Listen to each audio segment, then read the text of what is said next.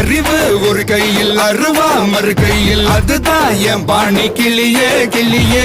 ஊருக்கு 10 பேர் போல வந்தாலே யாரு கூதிங்கில வெற்றி செல்வா வாவா. புதிய எதிரி யாருங்க போராடி பாருங்க வேரோட வீழ்த்துங்க உறுதி எடுங்க உரிமை அடிங்க. உள்ளேனையா நான் உள்ளேனையா உங்க உள்ளாயெல்லாம் நான் உள்ளேனையா.